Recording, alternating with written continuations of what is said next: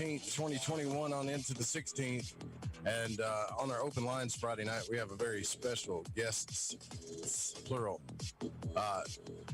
Darren Grimes, Graham Dunlop is here from Grimerica. My brothers from other mothers. We're going to get down tonight on Friday night.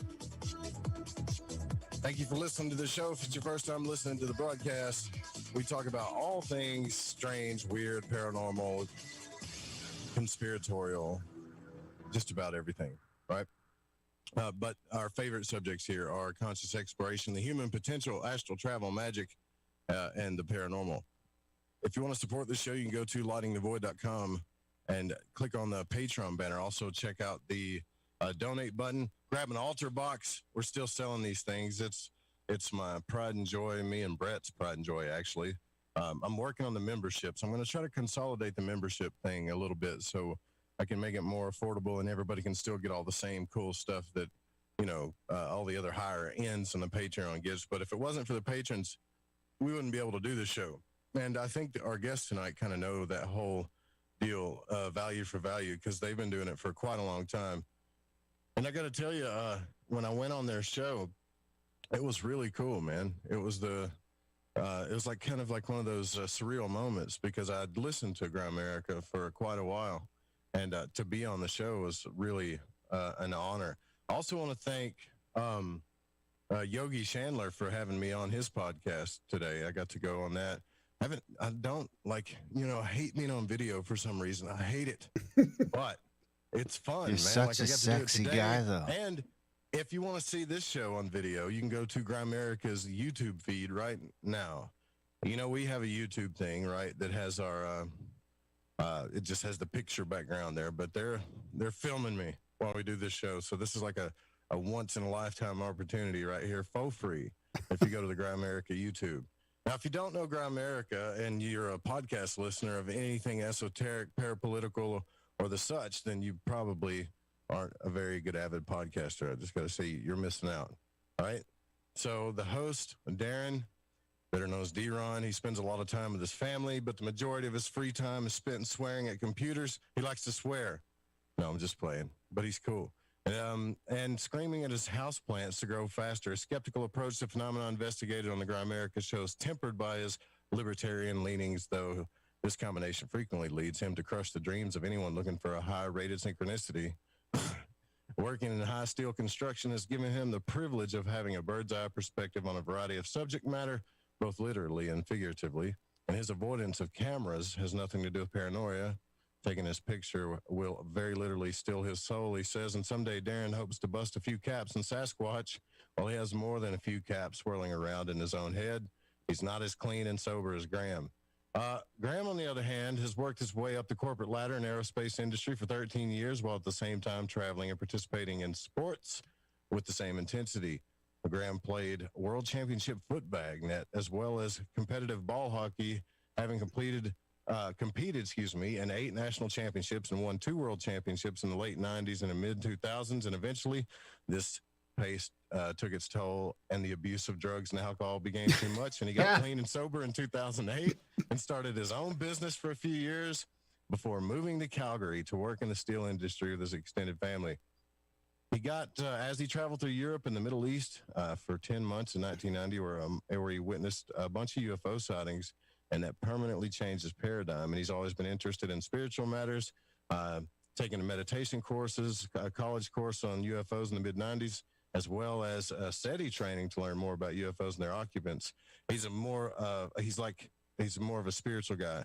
I relate to Graham in ways, and I think this is why the Grimerica is so cool, because I relate to Graham in ways, and I relate to Darren in ways, and y'all's dynamic is perfect. If you want to go to the website, you can go to grimerica.ca, and that's probably the longest intro I've ever done in my entire life, but I did it on purpose. Just to mess with you guys. I know you did. I can't believe you read that. I got to redo that guy. I did it on purpose. It's a bit weird, yeah. Yeah, well, it's cool. It's a good thing I fixed it, eh? Yeah. Yeah, totally. And it's so weird because it's changed so much. I mean, this was UFOs 8 years ago. We were into the paranormal and UFOs a little bit, and then of course conspiracy, slips into the whole thing.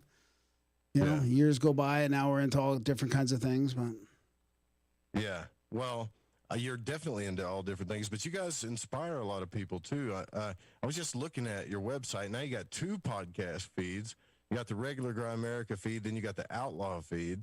What's that about, the Outlaw feed? Tell us about that. Well, we started arguing amongst ourselves because we're in the midst of this slow car crash of this takeover right now, really. A takeover of the world, a technocratic sort of takeover with this COVID. And we argued amongst ourselves about talking about it, or do we talk about it? Don't we talk about it? How much do we talk about it? People don't want to hear it all the time. Yet we've been sort of deconstructing the media for years and going through all this stuff, and we're seeing this happen, and we feel like we have to be some sort of a voice. And now with the vaccine and the food shortages and all this stuff coming up, like, we feel like we need a platform where we can sort of hash that out and battle a little deeper on that and try and insulate our old feed where it was kind of more traditional, ancient mysteries, alternative history, UFOs, paranormal, the occult, that kind of stuff. So we're going to just have 2 feeds going here. That's awesome.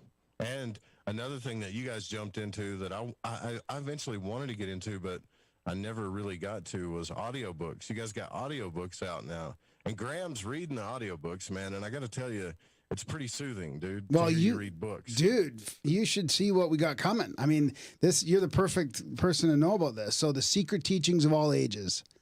You're reading that audiobook? It's done. It's 40. How many hours is that, Darren? The Secret Teachings of All Ages is going to come in around 38 hours. It's getting submitted to ACX probably by the end of the weekend, and Secret Doctrine Volume 1 is getting submitted tomorrow morning. How many hours is that? Man. That's 35 and a half hours.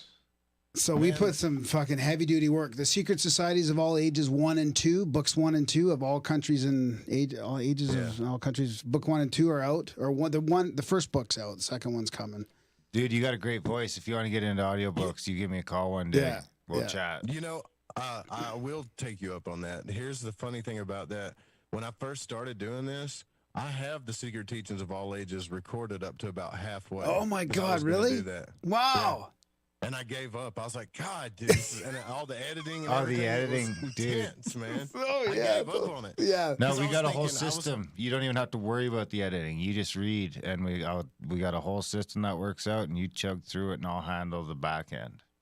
Oh, dude, yeah, let's do that. Because here's the thing, like, I was thinking of a way when I was back in the shack, like, I got to do something to get out of here. Yeah. And everybody was talking about the Secret Teachings of All Ages, and I went to look at that book on Audible, and I really couldn't find it back then. I was like, you know what? If I'm the first guy to put this book out on Audible, I'll make money. Right? Yeah. And I said, I just got to power through it. I got to power through it. Yeah. But, dude, it's so long, man. yeah. Like, I got about halfway, and I was just like, I can't. And even then, like, I would go back and listen to some of it, and you can tell I was just like dwindling away. Yeah. It just didn't sound good. Yeah. Yeah. Right? It's hard. And I was Yeah. like, oh man, I got to start it all over. Yeah. So yeah. Smaller ones. I'm looking forward to doing some smaller ones because we're scouring the free domain, or the what do you call it? The public domain. And there's a bunch in there that just aren't on audio yet. We want to make things for people to listen to. So we've even read some articles in the podcast feed. Like, I think this is a place to spend some attention here. Is making things for audio that people don't have time to read. There's these really good articles on whatever, the takeover of the world, or COVID, you can or read that stuff, scientific for articles. sure. Like, read that, and then people can listen to it. You know. You know, another thing that Audible's doing is that you can put your podcast on there now. My podcast is on Audible. I thought that was cool. You can just submit it. If you submit your podcast to Amazon, it'll go on Audible, pretty much. Yeah, we're on there Amazon now. Yeah. I didn't know we were in Audible, but we've added the Amazon destination. Yeah, but if you're on Amazon, then for sure you're on Audible. I guarantee it. But that's pretty cool too. So if you look up, like, if you go to Audible, and this is what I did, how I found you guys' stuff, is I went to Audible and I just typed in Grimerica, right? And as soon as I typed that in, Grimerica Outlawed popped up on Audible, Grimerica Show, and then the 3 audiobooks you guys have there. Yeah. Which is really cool. So The other use thing Audible is, like there's a crazy. couple that we've narrated that aren't in there that I should mention. Like, Recovery Dharma is probably a 3-hour book on Buddhist recovery that's in our feed. If somebody wants to search Recovery Dharma Grimerica, That's free, basically free. It's a whole audiobook on recovery, on Buddhist principles like addiction recovery of all kinds, just alcohol, drugs, sex, gambling, porn, whatever, right? It applies to all that. Right. And then we're going to do one for Dave Smith, a Buddhist teacher, on ethical mindfulness, and we'll put that in our feed. So there's some long form audio stuff in there too. I can't imagine I don't know if I've ever even talked to you about this, man, but you going through addiction recovery, man. Like that's got to be, I just don't see it. I know, You're it's weird. such I know, a it's nice, weird. healthy guy, man, and spiritual. It's like nobody would ever think it. Well, right? that's why I made it out of it.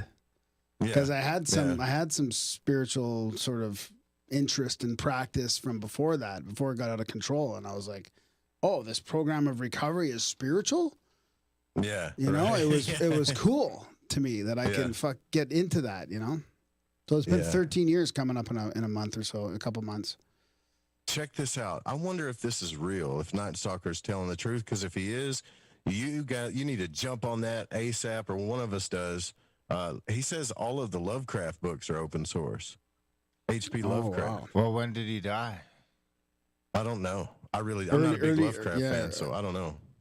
1920s, maybe something like that.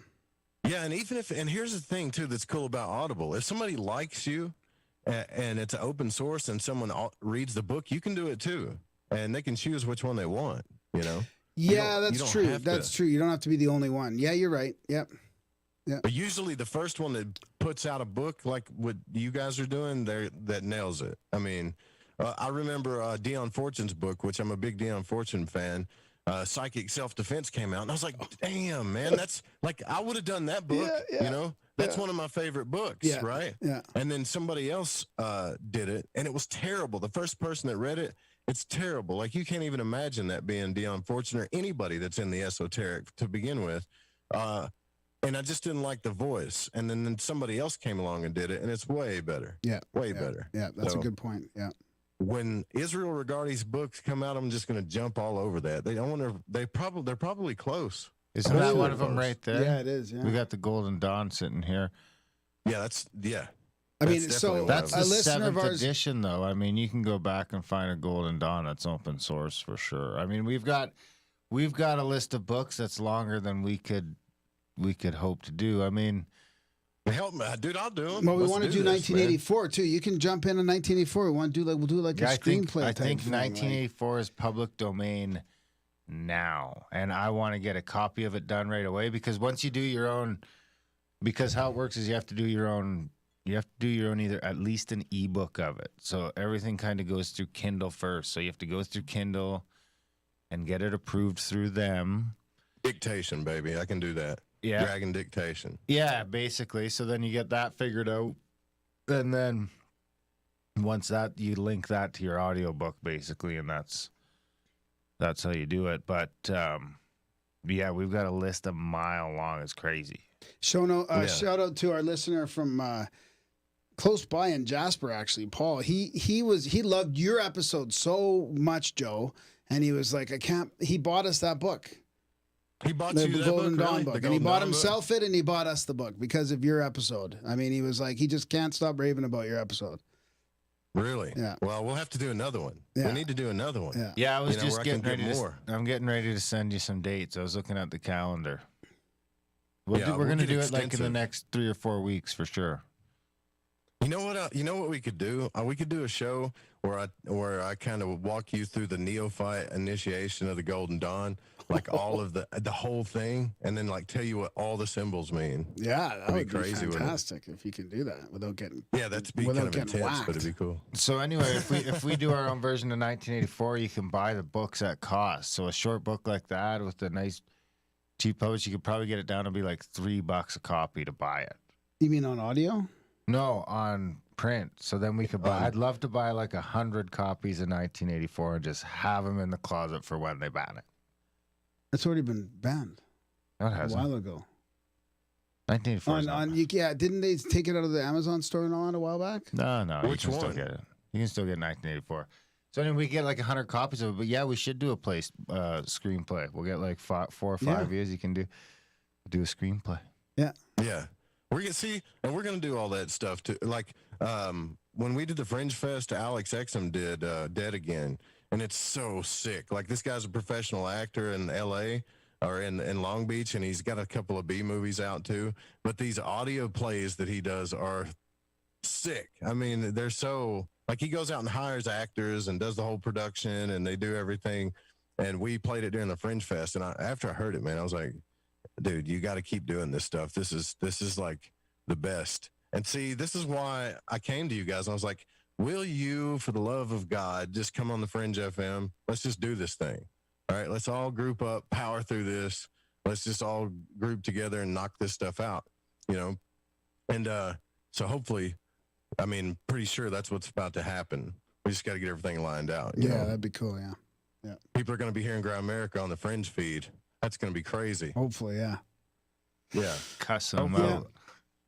Well, no. I mean, like, I've kind of gotten a little bit more lenient on that. So here's what I've decided on that, just in case everybody wants to know, because I get so much grief about it, right? But here's the thing, like the Fringe late night, we're going to keep kind of like in a syndicated area, for the most part, I think, and then other than that, we're probably going to be a little bit more lenient, you know, and on this other stuff. You put out the warnings ahead of time, now. right? You put out the warnings ahead of time. Yeah, just discretions and stuff like that. Because everybody is doing their own thing so much now. Everything's done by case basis. So if you're, I don't know. We're working out the details, but all I know is a lot of cool things are happening for the Fringe. I would say, just like everything that I've ever imagined for the station's kind of like happening at once, and it's happening really fast. Yeah, you know, you got the terrestrial side coming over, then you got all you guys and the other people that we've talked to. The union we talked to them coming over, and it was really cool getting to talk to like Sam Tripoli and all those guys, Ricky, you know, Mike. Yeah, we're talking about the Union of the Unwanted. Yeah. Where the hell were you guys at, man? Why weren't you at the Union of the Unwanted meeting? They didn't invite you or what? No, probably not. No.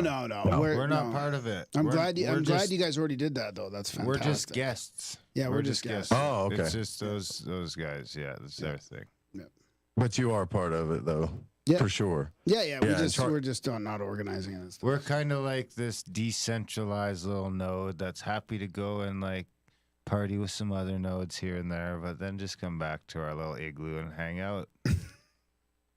Yeah, Charlie Robinson's also on there, and I really like Charlie. He's in the cool. chats right now. Is he? Yeah. You should call in, Charlie. Call in. Hold on a second. Actually, we do have a phone caller. I think we might as well start taking them. If you want to. What do you want to do?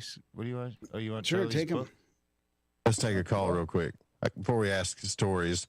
Let's see, whose area code this is. It's 865 area code. You're on the Earth, Grimerica. Who are you speaking with? 865. I see you. I've turned you on. Going once. You're out of there. Your phones work as good as ours. No, my phones work. They just don't speak. You know, they'll wait around. They'll be like, oh, wait, is that me?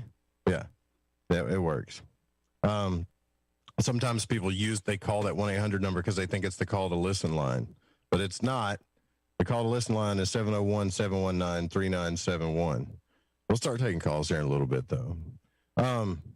For anybody that's listening to this show for the first time, I know you guys have probably been asked this a million times, but I know I'm looking at the map too. I know we got quite a few new listeners tonight.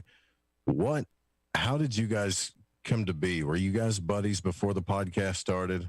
Like, were y'all lifelong friends? I mean, how did that happen? No, I was obsessed with podcasts since I've been meaning to actually go back and figure out the genesis of listening to podcasts. It was pretty early, like 2007 probably. I was listening to them like crazy for years, and then I met Darren at work when I moved to Calgary, and somebody was like, "Oh, you guys should probably talk because you're into all these ancient mysteries and stuff. You guys would get along. Like, talk about that stuff." So I sent Darren Mysterious Universe podcast, and then he just fell in love with that, and we started going to conferences, the Paradigm Symposium, and we're meeting all these guests and looking at ancient mysteries and alternative history. And then we were like, we should do a podcast. So that's how it started. That's it, huh? That's how it happened? Yeah. And y'all got to rap it, and that's how it happened. Yeah, and now we just became the best friends in the process. Oh, that's cool, man. That's cool because y'all are, how many episodes y'all up to now? Y'all are up to like 500 and something, 600 something episodes now? I think I just released like 472 or 473 or something like Plus that. the other feed, which was, it's only about 40 that we kept in there. That was feed. 42, So, yeah, over 500, 40, 42 in the other feed. So, yeah, if you count both shows, it's around 520 or so. There's one thing I can say about the Grimerica podcast that I love is everybody that I've talked to that's listened to your podcast, and maybe you can tell me different, but they all say, yeah, Grimerica, I love those guys. There's nobody that says, yeah, I listened to Grimerica, a long time ago, but they kind of started like sucking, or they started talking about stuff that's different. Not like they do my show, right? you guys as fans are like, you die hard, and they just keep building. And it's really cool. I think some of that has to do with value for value. We don't have the second half of the content under a paywall. We just have value for value, no ads, no sponsorship. So it's kind of, we've had people volunteering to help us out with stuff. So it's kind of built a little bit of a community based on that, I think. And you see the same thing with No Agenda. It's a different type of community than a Greg Carl, than a Carlwood Fireside Chat community. Is a little more. They're a little more demanding of Greg because they pay for it, right? These guys they help us out by donations, by the good of their heart, and because they know we need money to keep going, right? Yeah. So I think that's got something to do with it. But it's good to hear because it is worrisome. It's worrisome that I don't know. I don't want to change. We don't want to change, right? Our the way we do things. Like we want to change and evolve, but we don't want to change in a bad way, like where we're starting to be closed-minded or dogmatic or, I think your content, what you're talking about right there, like your content has a lot to do with it too, man. It's just the dynamic between you two. So seriously, it's not.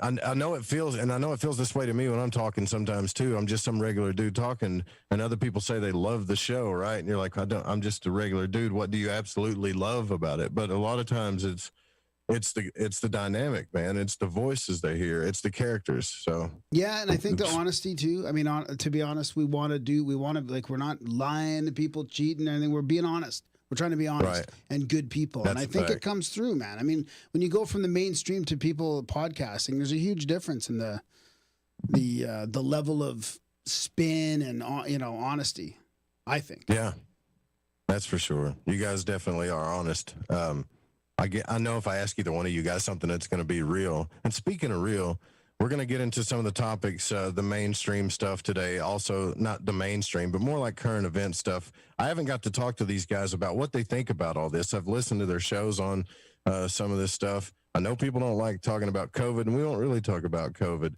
but we might talk about some of the esoteric intention behind everything and what Grimerica believes is about to happen in 2021 and what's coming up.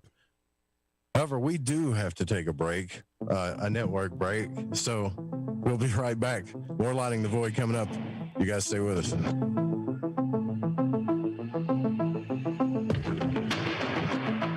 Is my mic off then? Yeah, you're off there.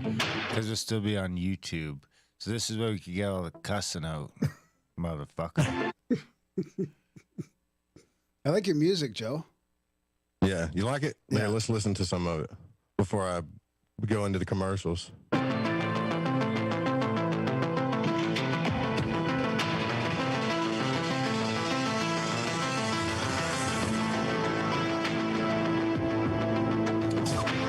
Fringe FM listeners, did you know that when you're on the road with limited data or no Wi-Fi?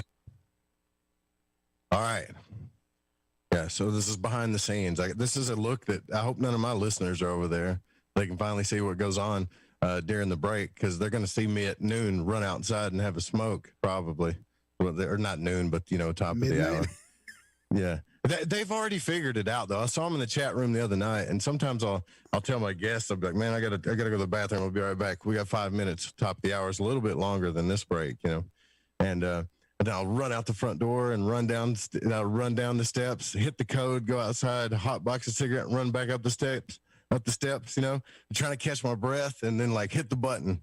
And they're like, man, that's a pretty long pee, you know? So I just finally decided, like, I'm just going to start telling people I'm going to go outside for a minute, you know, instead of telling them I got to pee.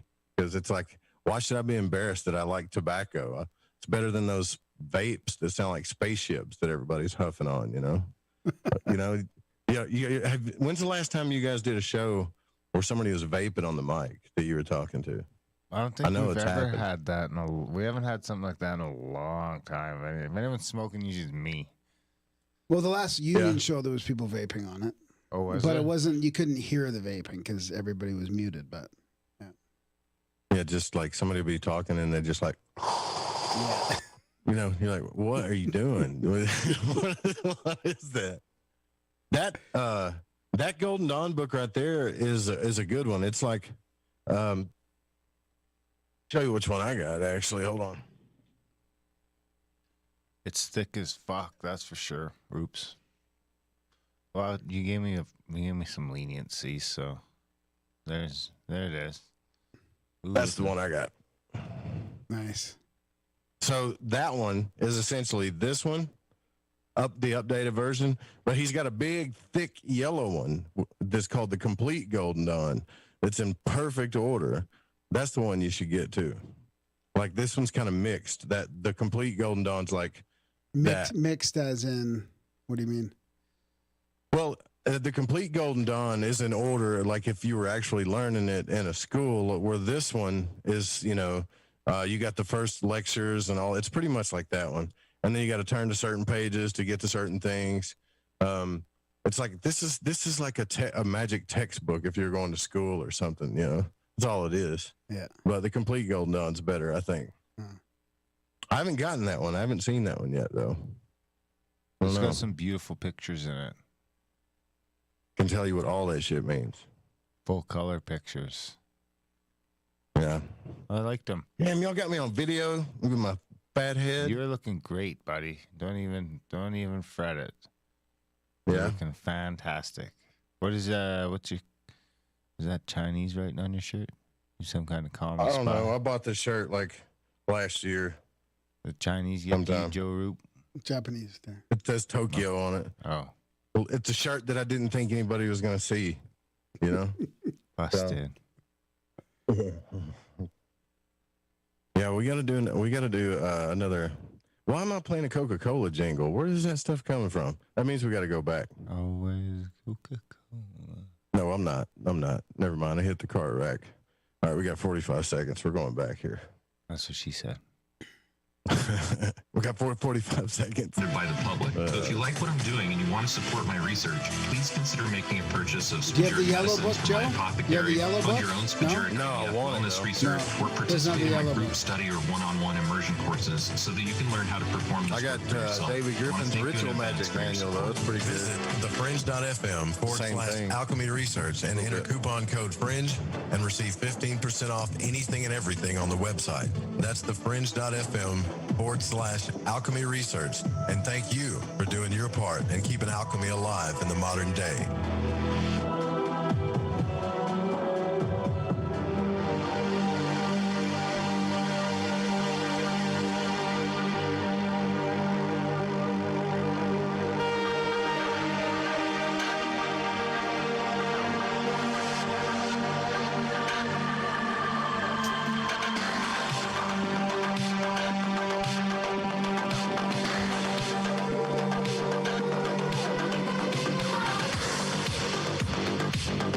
Y'all got your glow sticks out?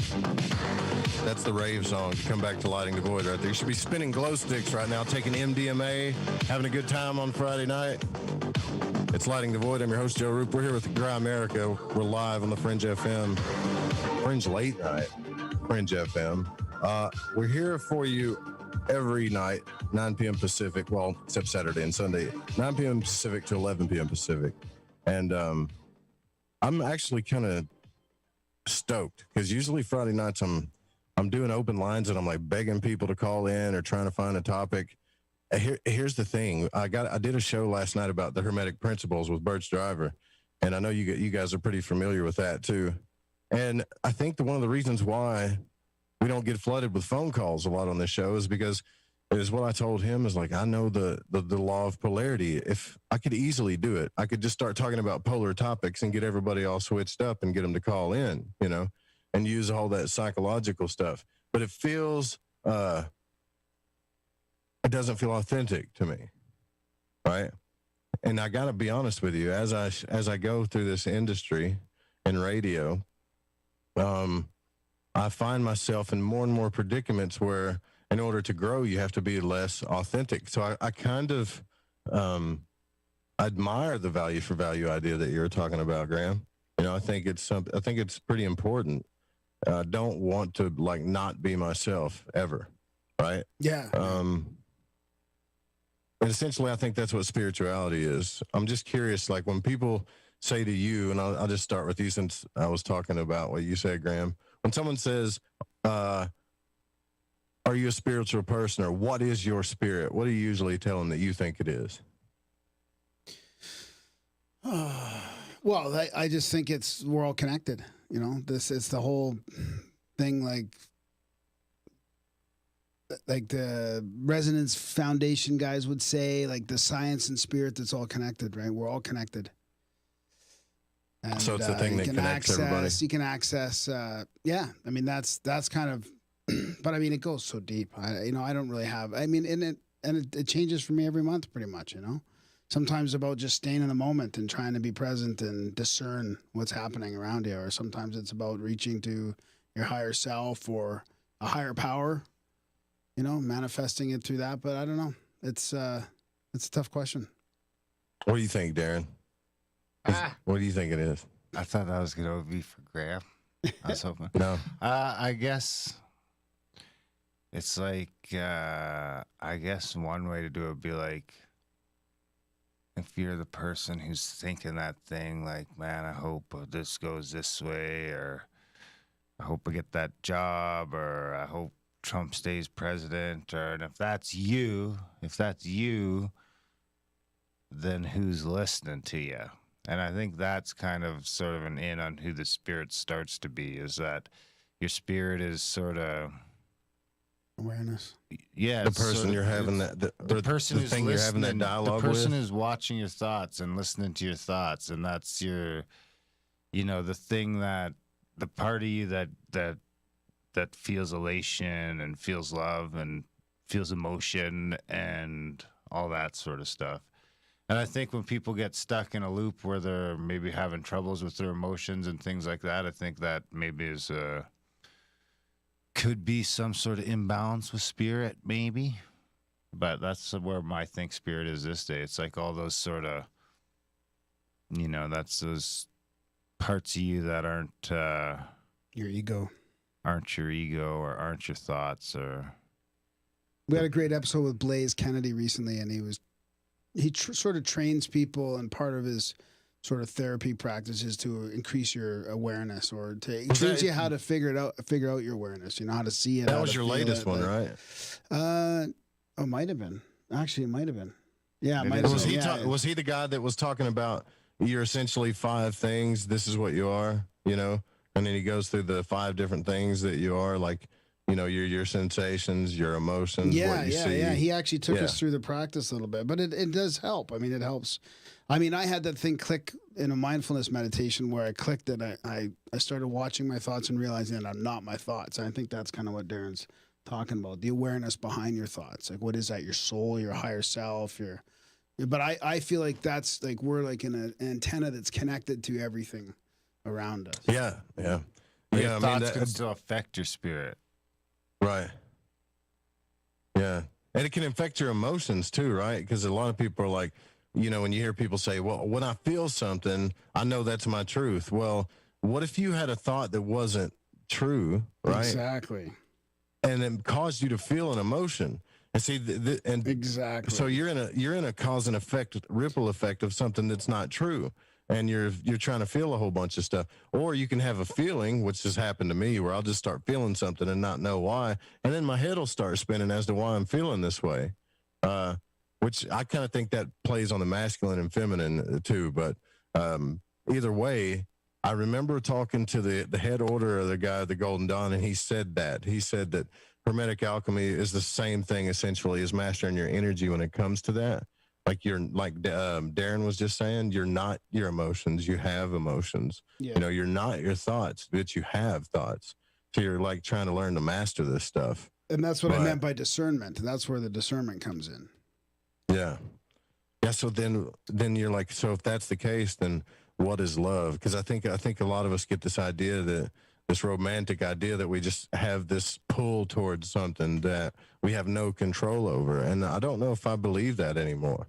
I think we have more control over stuff than we think. I don't know. What do you guys think?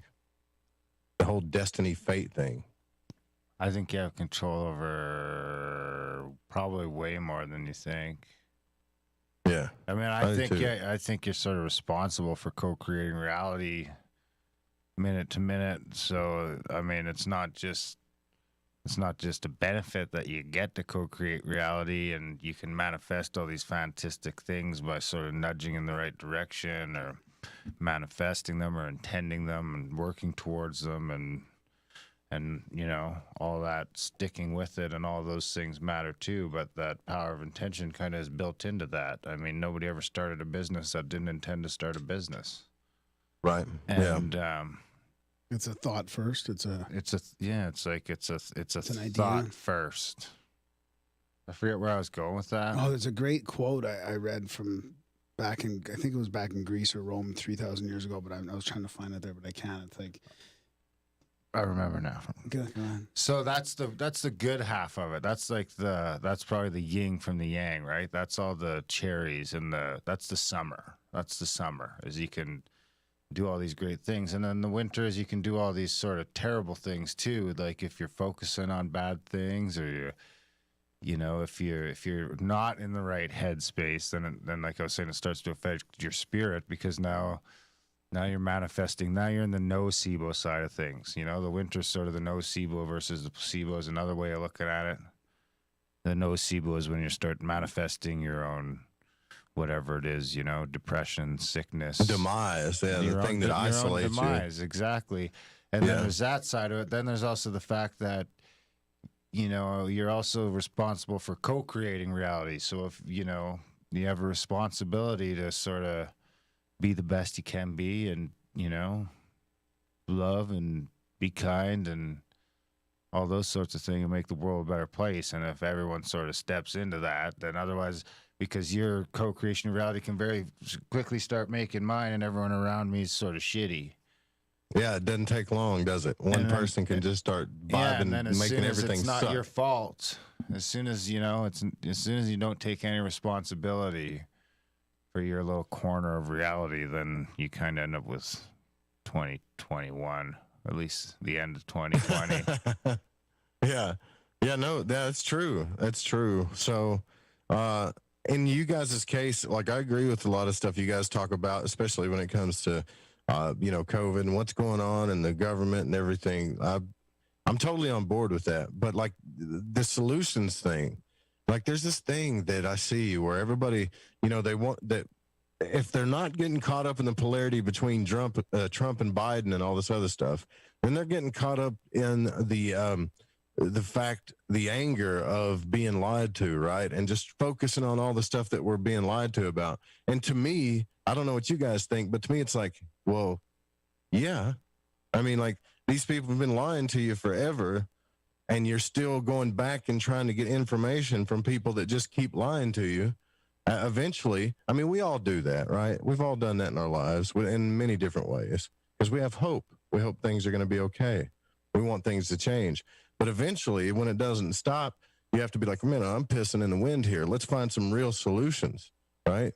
And what do you guys think would be the biggest solution, according to everybody that you've talked to, and what you guys think about what's going on now as far as getting down to it, man? Like, do we need a revolution? Do we need, you know, like, just to start over, or what do you think?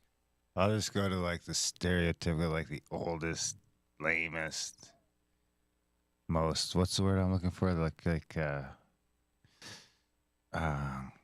Anyway, you just gotta be the change. Yeah. be a change yourself. That's it, and that can kind of expand across all levels. All levels. Yeah. I mean, that's on a personal level in your day to day, and what you're gonna put up with and what you're not gonna put up with, where you're gonna go, how you're gonna act. You know, are you gonna wear a mask? Aren't you gonna wear a mask? Where Are you you gonna gonna take a shot? Are you gonna take a shot? goods from? Where are you gonna shop? Where are you gonna spend your money? Where are you gonna spend your time? Where are you gonna spend your attention? That's the one people don't think about is attention. It's probably the most important one. It's probably more important than your money because we're talking about your fucking life here. Yeah. And you don't want to spend you don't have a lot of time, man. It's ticking. You don't want to spend right now. You want to spend your legacy is watching fucking Netflix. I watched everything on Netflix 4 times and now I'm fucking dying. I can't find anything good on Netflix. I'm pretty much done with it. Yeah, I know Stranger Things comes out. It's all just too. I don't even try, man. I'm just too busy. You know, I got a couple of things I watch here and there, but my view time is so limited that I'll never run out of things to watch. Yeah. What do you think, Graham? That seems anticlimactic, right? When you talk about just be the change and all that. But I mean, I think right now, talking to your loved ones about for advice on now this isn't really the solution, but right now I feel like for me is talking to your loved ones about if the grid goes down or something happens, like what's your plan? Gonna do? Where are you gonna go? Right. Like if my girlfriend's not at home right now, she's away. So we've had the conversation, like if the grid goes down, I'm coming to you. You know, like I'll be there. Are you coming back here after? First day. No. What are you? Do you not live by your girlfriend? Is she long distance? Or something? she's visiting her family, so she spends a lot of time with her family back home. So she's like a 7-hour drive away. So I think it's going to come down to like, I was talking to Bert's driver about this too. It's going to come down to 2 things, and everybody's saying this: smart cities and breakaway societies. Exactly. You know, that's what it's going to be. Yeah, that's exactly what I think. So I think prepping. The next thing is finding those people, finding those tribes, getting on whatever alternative media to connect with people and come up with maybe a plan, or at least be connected with people that are willing to break away and go grow because if their plan comes to fruition, then you know it's going to be vaccination and control and masks. This isn't going to go away. Actually, I'll explain how I think it's going to go away, but I think pushing back on the vaccine is a good way to fight back right now because that's going to fall apart pretty quick, or there's a chance it could. People are already talking about the doctor that died or the people that are being injured, and I mean that's the thing that I think is low hanging fruit for pushback. You know, starting to spread that around a little bit because that's gonna. Man, you see all the old people in North. There's a bunch of people study, and the weird thing is they're allowing all this stuff in the media. Vaccine injuries are allowed in the media, but the reporting system's already got like 1,400 in there, and the media's already saying there's more. So I don't know how pharma is on the Grimerica channel. Just remember.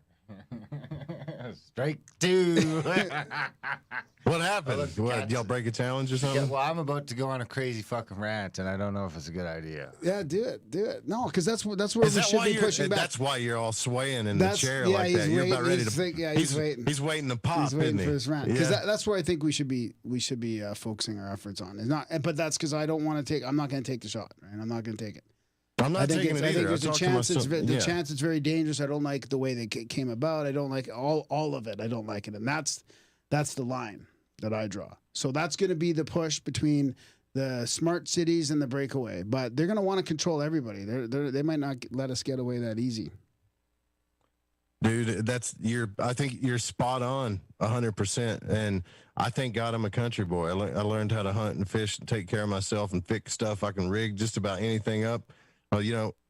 So this is what I've been telling people right now. Like, hey, get on YouTube and learn whatever you can learn about energy, about farming, about survival. Learn about that stuff because and I believe in the community thing, right? I mean, we should all just go to the Ozarks in Arkansas or some place out like that's got plenty of resources. Nobody goes and messes with the people in the Ozarks. They don't dig in over there. And there's plenty of resources, or it could be any set of mountains. That's just kind of where I'm from. Yeah, but you got the most powerful state in the world. Who? This problem is that you got the most powerful state in the world that's going to be looking for you in Arkansas. Yeah. Well, yeah. with their heat-seeking predator drones and. But I mean, that's the We can advice. dig in. You either do that or you just submit to and some people might just want to submit to the technocratic society. Like, get your UBI, social credit, get your social credit, or get your credit score increased by streaming services, or, streaming the right thing. That's what it's going to be, the social bitcoins. You're going to be. You were a good boy. We're going to turn up your bitcoins. Yeah, you're going to get your UBI. You can sit at home and play games and all that, and that's fine. Like, if people want to do that, that's fine. They want to take the vaccine, that's fine. They want to eat fake food, that's fine. It's not a vaccine. It's not a vaccine. If they want to take the gene therapy, then gene that's therapy, fine, right? But what it is to me is it's someone raping my genome is what it is. Yeah. Like they're raping my, and that's so bad to say it that way, but that's what it feels like. It feels like someone's trying to talk me into rape and slipping date rape drugs so they can have sex with my genome. That's what it is. So here's the thing. They can't even give the shot to the old people now. This is what's coming out. This is what they're going to decide. They've come out in Norway now, and we're going to get strike 2 on YouTube, but I don't give a fuck. Fucking kick me off YouTube. I'm prepared. Well, we're half prepared. Don't kick me off yet. Kick me off in like a month. Don't monetize. They won't kick you out. No, we're not monetizing. We've matter. been getting a couple strikes. We here lasted now. quite a while Both not channels. monetizing, but Anyway, they've come out in Norway now because 23 people over 80 have died, and they've said if you're over 80 and you have a pre-existing condition of any kind, you can't take this shot. And if I take the shot, I'm still contagious. I can still catch COVID, and I can still give COVID to Joe Rupe or to an 82-year-old person who's got a condition. Yeah. So, and now if we swap over to the Alberta website stats, which very clearly say, we're at about 75% of the people everyone's old. Aren't y'all on lockdown right now, or about to go on lockdown? I don't know. I don't pay attention. Anyway, so I think it's something like 3% of the people that have died in Alberta in the last year supposedly from or with, keep that in mind, are the only people that so basically I think we've had like 1,200 people die now, allegedly, and I think 25 or 30 of them didn't have a pre-existing condition of any kind. They were still super old, but they didn't have a pre-existing condition of any kind. Yeah. So the people that are dying and from COVID can't take the vaccine or it'll kill them. And if I take the vaccine, which COVID won't kill me, there's no chance. My immune system will fucking destroy it. I still can give COVID to old people who are sick. So I don't understand what we're doing here. I really don't understand what we're doing here. It's a wash, man. It's all BS. I'll tell you what the plan. I'll give you my idea of the plan. I'm not saying I'm predicting anything. Here's the Alberta website. So the average age of death is still 82. It's been like that for quite a while.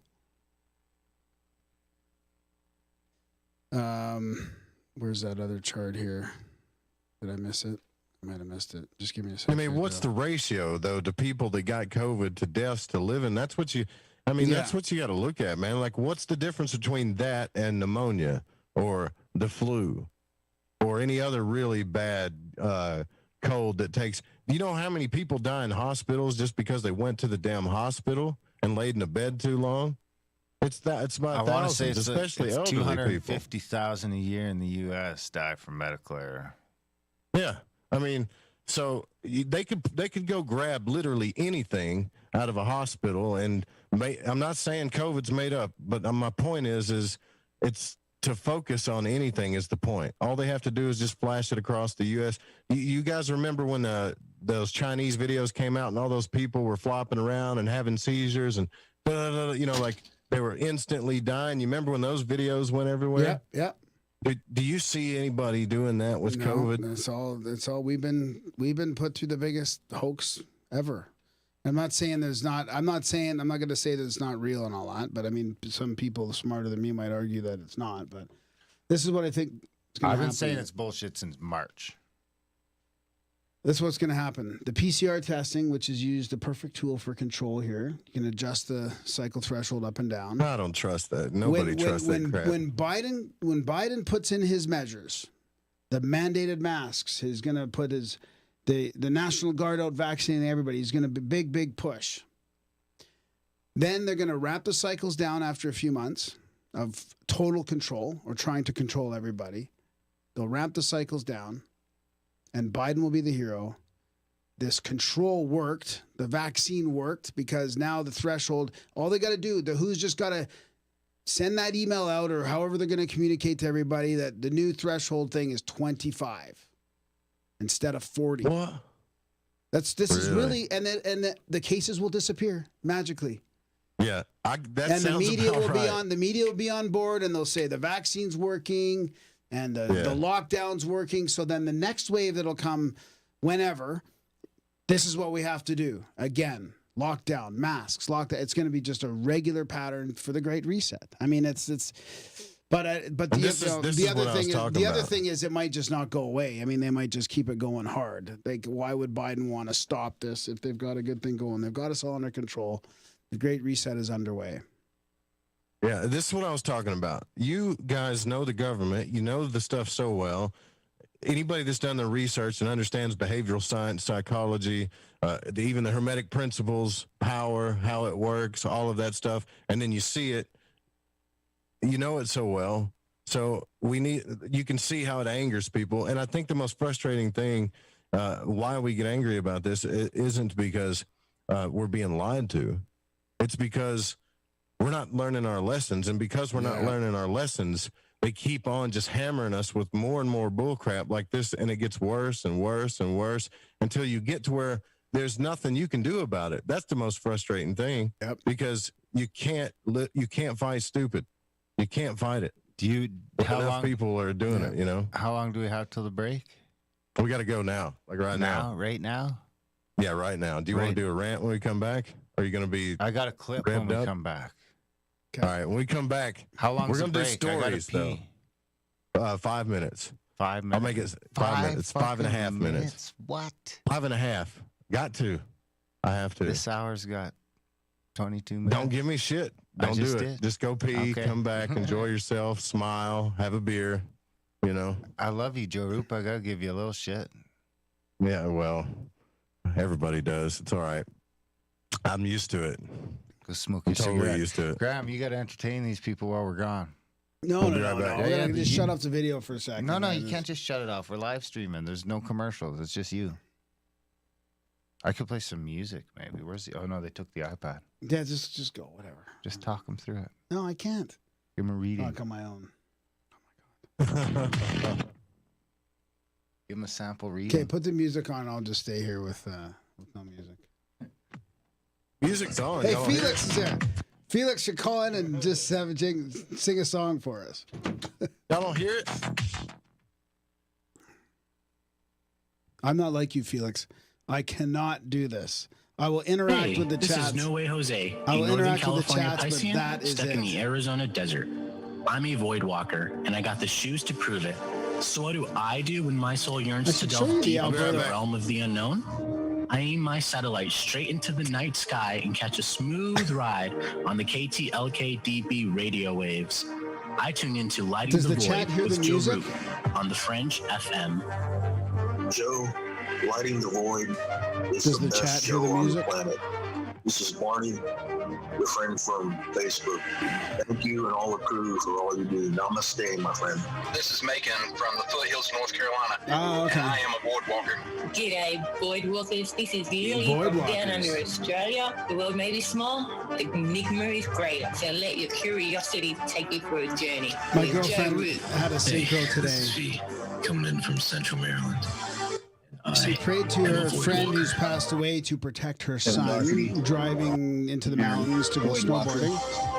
From Vancouver, BC. And she got a sign from her with these doors on a cover that open by themselves. I learned a lot from Mr. Rupe and myself. Here to right after that, and she thought, you know what, that's her. And I prayed for her to help protect my son. Got a note on her phone that her son was lost. This is Mark from Chicago, On and the I walked mountain. the void to ascertain Right after that. what But is then he was consciousness. found, so My name is Jerry he made it Johnson, through and I'm that. from Humboldt Pretty County, scary. California. I do not know all the answers to the questions That was about just reality. today. I do not claim to know the ultimate truth about life. I seek that which has been made hidden as a part of a family of explorers of consciousness. I'm a void walker. Thanks, Joe Rupe. A void walker. This is Barbara Charlton from Metaphorical Archaeology. If you've ever had a traumatic paranormal experience, the effects of it may stay with you for years. Who do you talk to? You I can't go figured to that, Joe. conventional help. What we do is we use emotional freedom Have a good techniques smoke or group. tapping to actually neutralize the effects of that event. Maybe when you tell the story now, your heart races and your palms get sweaty. You don't even want to think about it because you don't know how to neutralize that. That's what EFT tapping does. It neutralizes those emotions. The circuit that was recorded on is gone. The energy flows freely and you're free of it. And that's what emotional freedom is all about. We offer this as a pro bono service, but this is something that I offer because no one, it seems, is helping people with these experiences. If you'd like to reach me, it's really easy. My cell phone is 214-995-3754. Please leave a message. I will get back to you as quickly as possible. Or you can email me, barb.eft@gmail.com. And EFT stands for Emotional Freedom Techniques. Reach out to me. It's confidential. This works. You won't believe the results. Have you heard of heavy metals? I'm not talking about the heavy metals in the junkyard. I'm talking about the heavy metals that build up in your body. Heavy metals in your body can make you feel sluggish, fatigued, and just plain off. Why not try Life Change Tea at getthetea.com? Cleansing your body and making you feel great. Cleansing the inside of your body of intruders that sneak their way into you and set up an intruder camp. Life Change Tea helps remove unwanted intruder camps. Brew it, steep it, and drink in the results. Tastes great so you can create a new health habit. Our tea loves to help people. It just needs the chance. So order yours today by logging on to getthetea.com. That's getthetea.com. Our Life Change Super Strength Tea is waiting. This could be a beautiful relationship. Take charge of your health. Order at getthetea.com. That's getthetea.com. The Fringe FM isn't just a radio station. We also provide services for all your audio production needs.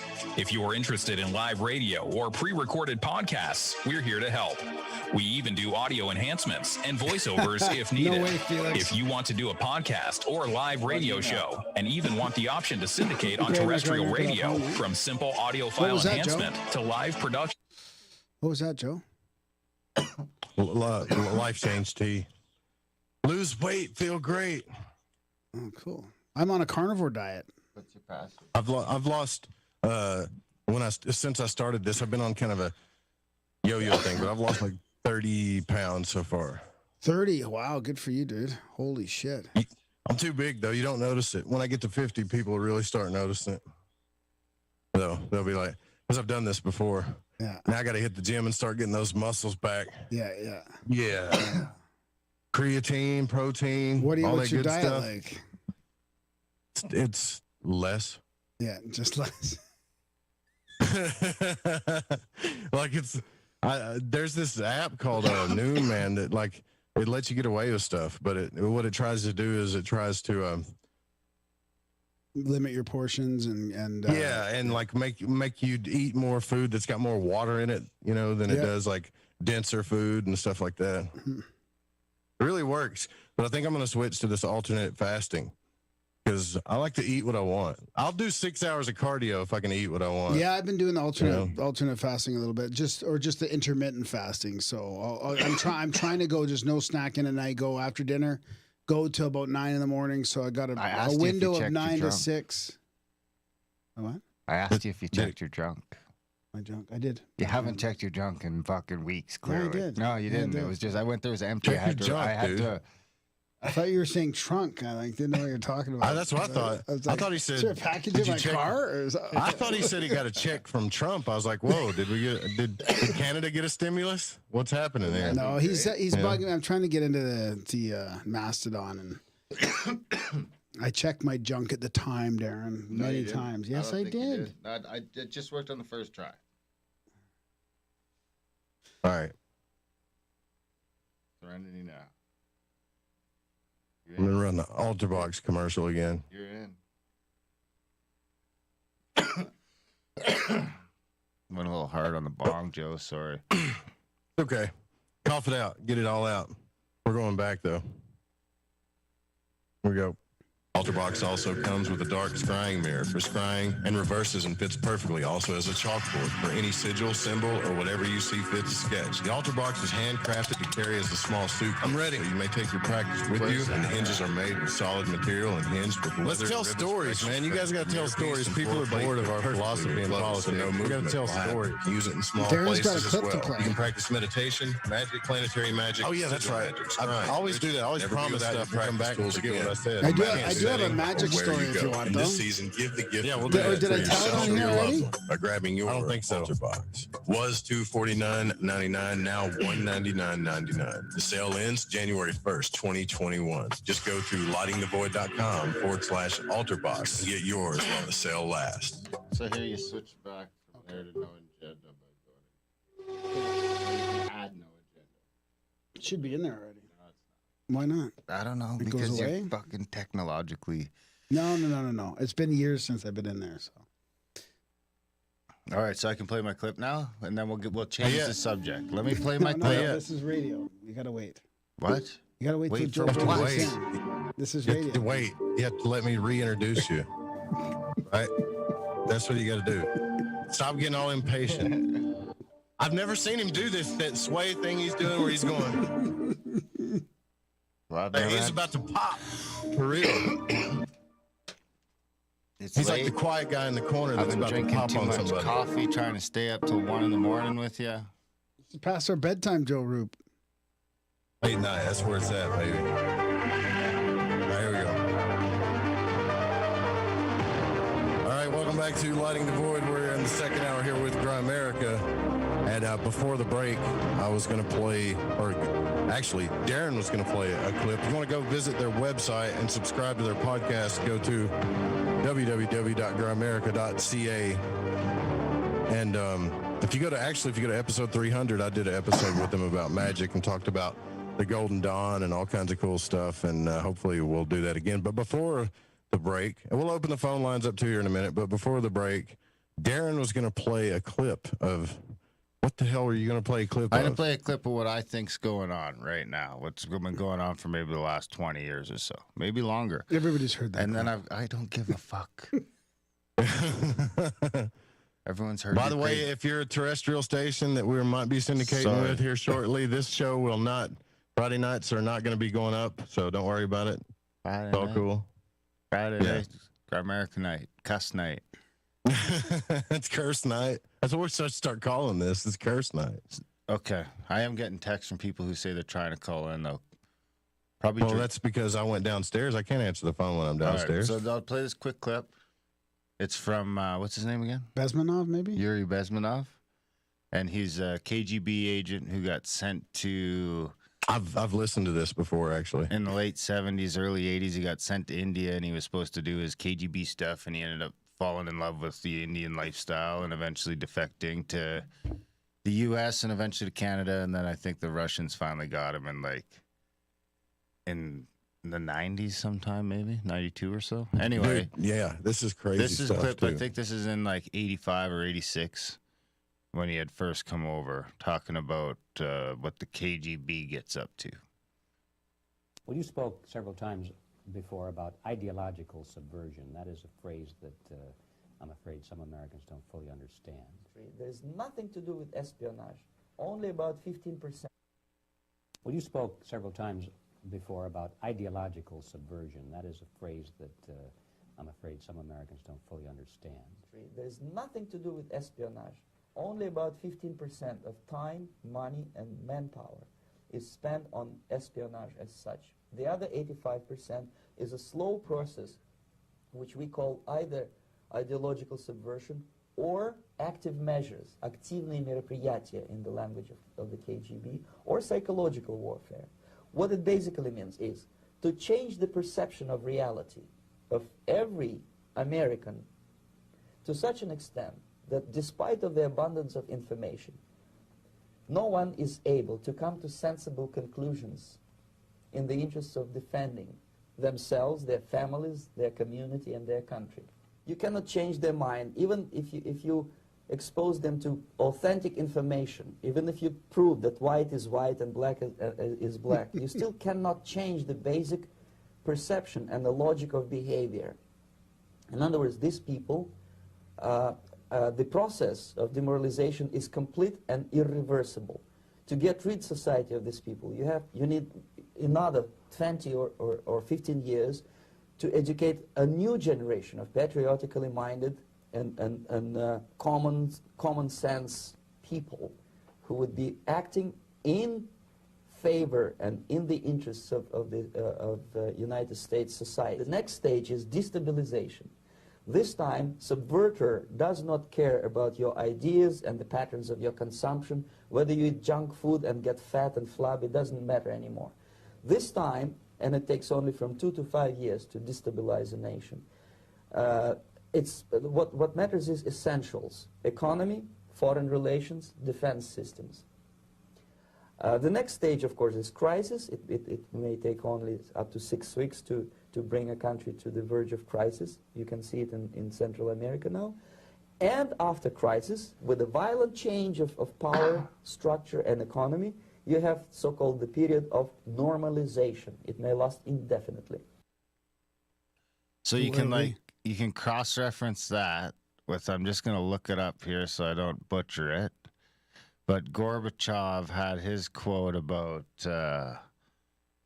how they weren't going to beat, how they decided they weren't going to beat the U.S. with guns, or the West with guns, and they were going to switch over to trying to beat them, in the universities and the schools and everything else. Yeah. And I think that's what we're on the tail end of. It's like those Japanese soldiers that got stuck in the jungle after the war and never kind of realized that the war was over and it was time to go home. And I think you had a bunch of that with Soviet spies in America and probably all over the world in the West.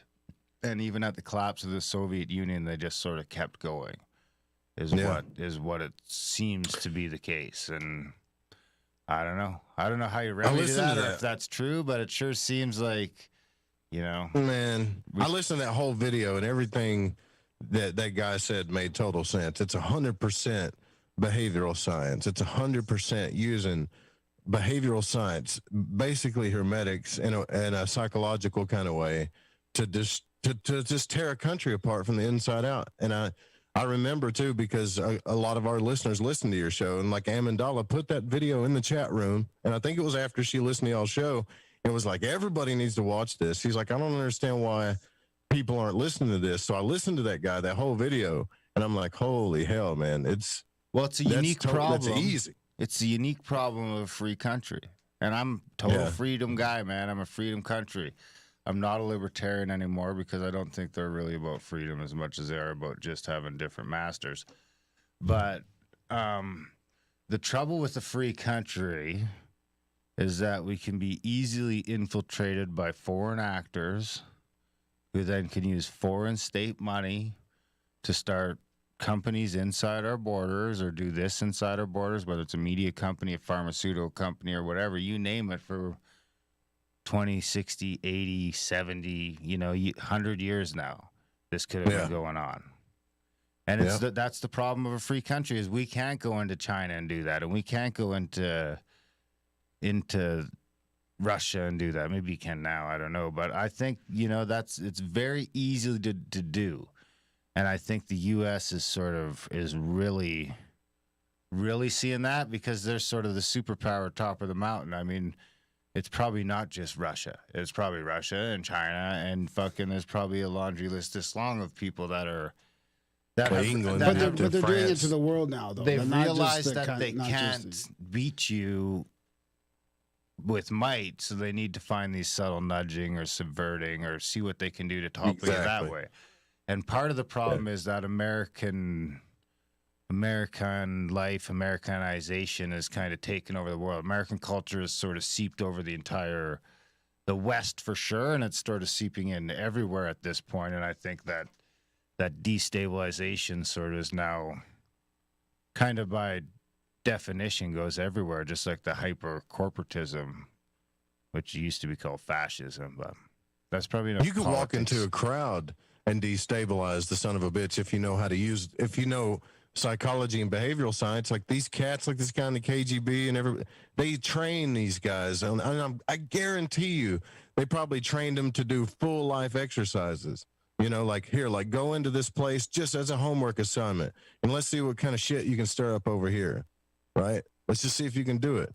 I know they do it in our military. My cousin talked to me about it, how they, in survival school, they would drop him off into like society as a homeless person and taught him all these tricks and stuff on how to like stir people up and get stuff for himself. Nobody wants to go to war, man. Nobody wants to start blowing each other up, right? We don't want that. No one's going to make any money. The best thing to do is just tear us apart from the inside out, like you're talking about. So we got this whole dynamic of, do we do a democracy, which to me doesn't work, because it's kind of like, you know, we give suggestions and they say, yeah, we're really paying attention to your suggestions. We'll probably do that. Just make sure you keep voting for us. And then you got a republic where you got corporations and people like you're talking about that can play the game, like pharmaceutical companies or whatever. They're like, no, give me ultimate freedom. Let me make as much money as I want to. No cap. Don't tell me what to do. And then they get just super evil and screw everything up. I mean, I can't remember the last time I watched one of those guys. I forget his name, but he was the head of one of the pharmaceutical companies. He was a young guy. And I was watching the court case, and they were literally talking to him about how his pills were killing people. And he's leaned back in the chair, smiling and grinning like the court case is nothing to him, because they can just file bankruptcy and start over. Or they pay a couple $100 billion fine, and that's it, you know? Yeah. They got way too much power. So the republic gives these people way too much power, and democracy, the social justice is so big that we don't ever get exactly what we really need. So what do? It's what are we supposed to do? What's the solution? I mean, the solution to me is let's just go to Fiji. Yeah. You know? You know, I was reading Charlie Robinson's new book, which is standing up behind your Controlled Demolition. Golden Dawn, Controlled Demolition. And there's a chapter in there that I just flipped to today before the intro that we recorded. And, you know, there's 10 million charities, or 10 million NGOs, I should say.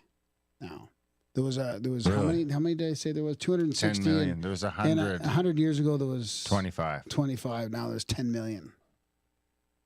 That was NGOs. Yeah, not charities, but I think charity might fall under that category, but a lot of influence. Yeah. You know. So how do you get around it? I don't know. Crazy. The governments, I mean, it's just obviously corporations are controlling the government right now. And whatever's happening. You just got to decentralize other wherever nations, you can. Yeah. State by state. That's what they should do. They should let the states run the state. If they did this backwards, right? If they made a democracy within the most powerful people that are running the countries, I think I'm talking about like the top 5% here, multi-billionaires and stuff like that. I believe those people need to be watched a little. I'm sorry, but they haven't proven themselves to be trustworthy. And every time they get power, they screw us over and do this stuff all the time. But they don't think it's justice. They believe, well, I can do whatever I want and express. They call it like, they'll make up things like rugged individualism, self-expression, and yet they're literally destroying people because they want to make more money. Yeah. Right. But they've got the middle class convinced that everything's cool, right? You can be like me, so vote Republican. But the Democrats got social injustice going down the pipe all the time, trying to make everybody a social justice warrior and thinking they're going to solve everything all the time. It's a mess. Yeah. It's a mess. Then you got more government screwing us over with what's happening now. So this is what I mean by the frustration. It makes you feel frustrated because you don't know what to do. And helpless, yeah. Yeah. Because you see it. I mean, I have a real hard time personally when I'm out trying to shop for food or do something, and I see everybody just in masks and everybody not talking and everybody. It's so frustrating just to see that, man. And just to think like. But I try to have the just to not too attached to that, but to have the hope that we're all going to wake. There's a bunch of people waking up. There's a bunch of people that are just ready not to follow through with this, and that there will be the truth will prevail, and it'll be better on the other side. You know? I think they should just put psychedelics in the water supply. Just bomb everybody with psychedelics. You can't just be fucking hitting people with psychedelics when they're not expecting it. No, just tell them it's coming. Sometimes like, it's if you too drink the much water, even you're going when to trip. Even when you are expecting it. Yeah, by the way, you guys can actually listen to an episode. That was a joke, by the way, but kind of. But by the way, you guys can listen to an episode of these guys tripping on mushrooms. Is that still on there? If you join the No. Did y'all take that down? That's expired. Damn, man, that was we cool. repurposed that. We repurposed that feed into the Grimerica Outlawed. Yeah, so I kept a copy of it. I'll sell it to you. How much? I didn't, and it wasn't us $50. guys. It wasn't me. It was Darren. So deal. Yeah. What? I got dudes that like Dreaming Jaguars, Justin and Paul from England. I get to sit around and listen to these dudes trip on DMT. Like they'll send me the audio of them talking to each other while they're going through it. It's cool. I think we should make it a radio program. Actually, just have people talk about what they're going through when they go through that. That's a good idea. DMT trip. Or mushrooms or any call-ins? Well, we'll open the phone lines up. Good idea. This is 1-800-588-0335. If you got a question for our guests or anything, a statement, 1-800-588-0335. Whatever, right? I'm here, so I'll pick up the phone. If you call during break, I'm outside. I can't pick it up. That's how that works, right? But I have a question. I'm going to start with, let's start with Darren. Biggest trip you ever been through? Biggest what? Like what longest was trip? Farthest I drove? Yeah, no. I'm not talking about in the car. Oh. Talking about a psychedelic trip. Where you really thought things were going to get out of hand. I want to hear things are getting out of hand story. You can't hear that story. You almost died. Can't you like change the words a little bit though? Tell him that story. Yeah, tell him that story. He went pretty fucking hardcore. Okay, so this one time, like must have been 15, maybe 16 years ago. I wanted to get wanted to get a little bit of ecstasy. Right on. So me and my buddies were like, okay, well we'll go pick up a couple of hits of ecstasy and we'll go out to the club tonight. Were you drinking already too? No, we hadn't started drinking yet. So actually we went to the thing and we were surprised to find that we had to buy at least 25. And we're like, oh, that's all right. Well, no. Well, it'll last us. You had to buy a bottle of it? It'll last us forever, right? Oh my God. So we're like, yeah, it'll last forever. So we're good. So I remember we got back to the place and I don't recommend this. Do not try this at home. And we tried one each and we're having a rum and the cab's coming. So we're in a rush now. We're like, okay, so we're still have our first drinks and we're in a rush because the cab's coming and we're kind of apprehensive because it's not kicking in yet. So we think maybe it's a good idea to like, maybe we could bust some up and try sniffing some and maybe that'll help. Dude, it takes 30, 45 minutes. So though. Like, what are you doing? And like hopping in the taxi. And I remember like grabbing the back of the taxi seat and like giving it a shake. And I remember like getting like halfway downtown in the cab and then nothing. Like flashes of the club here and there, but not really. Kind of like it's a dream. Blacked out. And then I just like took way too much. I just come to, and I'm at this house party, and I don't know anybody, nobody. I'm like, where the fuck am I? And I'm like, okay, I can settle into this. And then, we're partying, and everyone's being real nice to me because I've been handing out ecstasy, I guess. So we're chumming up, we're having a good time, and it's like 2 a.m, and I guess we've all just met up, hung out. And I've been acting pretty normal, I guess, normal enough to have ended up at this house party.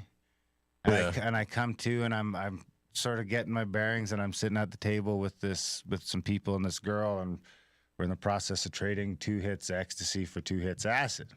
Oh no! And then we're gonna take it all at the same time. She's like, it's called candy flipping. So I'm like, all right. So I got 2 hits acid and 2 hits E. It's like 3 a.m. I've been unblacked out for about, half an hour, maybe 20 minutes, half an hour. You're crazy, man. And bang. And then, I remember everything's kind of hunky-dory for like 20 minutes, half an hour. And then all of a sudden I'm like, who are these fucking people? Which slowly my paranoia just gets out of control. And I'm like, oh, yeah. These motherfuckers lured me here. And I'm like, all right, this guy's here and he's like, you okay, bro? Yeah. Hey, man, are you okay? And I'm like, it's a big trap, right? Oh, yeah, man, I'm fine. Just like looking around. I'm like eyeballing my shoes because there's a big pile of shoes at the door, right? And I'm like planning my escape. And I'm like, okay, there's my shoes. In Canada, we take our shoes off. When this guy, in Canada, we take our shoes off when we get to some of those. I'm like, when this guy gets up and goes to the bathroom, I'm fucking out of here. So he gets up, he goes to because he's right there with me, and I'm convinced that if I just like get up and try and go for it, he's gonna grab me. But everyone else is sort of preoccupied, so when he goes to the bathroom, I can get out of here. It's also vivid because you know how acid works. You were there, right? You were there. It's not like being drunk. You were there. I'll never forget that shit. And this is like just at the very beginning of what I'm in for. And so then this guy goes to the bathroom and I get up and I fucking run for the door and I grab my shoes and people are like, hey, what's going on? And I fucking run outside and I run like 3-4 blocks in my socks before I even stop to put my shoes on. And I realized, and this was like before cell phones were ubiquitous. I think I might have had a cell phone, but it was a shitty old flip phone. And it's like a Nokia. Yeah, and I don't even know what I was going to call cab. I don't even know what part of the city I'm in. I realize I have no idea where I am. So I end up finally, I make my way to some main street and I see a taxi. And I remember like lying in the back of the taxi, looking at the sunrise, and it was all pink and crazy, and I'm tripping balls, and the taxi driver's like, holy fuck. And then we get back to my place, and the taxi driver wants money, I guess. And I got like no comprehension of why this fellow would want money from me, or what money is, or how money works, because I'm gone. So my roommate finally hears like the commotion outside when the taxi starts getting irritated, and he comes out and pays the taxi and like helps me get into my room. And then I sort of like, I remember like lying in the fetal position in the corner of my bed in the corner of my room, just sort of waiting to die for like 6 or 7 hours. And then I sort of sprung back. Yeah, I remember like, it was later that night, like 8 o'clock, and I was like trying to come out of my room when I'm like peeking around the corner, and my roommate's like, holy fuck, bro. And that was the last I thought you time. ended up outside somehow, lying down outside, or was that just in your room? No, that was probably just you left something so out in that story. You thought you were going to die? Oh, yeah, I was certain I'd overdone it. You probably did, man. Like, you shouldn't black out when you take ecstasy, number one. So, like, if you're snorting ecstasy and you black out, like, your brain was like, what the hell? It just shut off, man, because you took way too much,